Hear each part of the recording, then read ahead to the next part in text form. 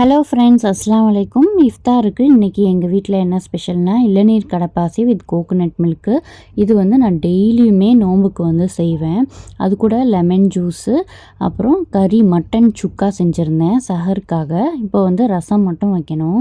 அடுப்பில் பார்த்திங்கன்னா 3 அடுப்புலேயுமே பால் வச்சுருக்கேன். ஒன்று டீ போடுறதுக்கு இஞ்சி டீ, இன்னொன்று பால் காய்ச்சி வைக்கிறதுக்கு பிள்ளைங்களுக்கு, இன்னொன்று தயிர் உர போடுறதுக்கு வச்சுருக்கேன். இப்போ டீ இஞ்சி டீ எப்படி போடுறேன்னா, இஞ்சி ஏலக்காய் ரெண்டுத்தையும் அரைச்சி அதில் போட்டுட்டு அதில் லைட்டாக தண்ணி அலசி போட்டுருவேன். அப்புறம் ஜீனி, டீ தூளெல்லாம் போட்டுட்டு கடைசியாக நன்னாரி வேரை இடித்து தட்டி போட்டுக்குவேன். சூப்பராக இருக்கும். இந்த மாதிரி டீ ட்ரை பண்ணி பாருங்கள். தயிரும் சைட் பை சைடு உர போட்டுட்டேன். இது சஹருக்குள்ளே நல்லா தயிர் கெட்டி தயிராயிரும். ரசமும் தக்காளி ரசமும் வச்சுட்டேன்.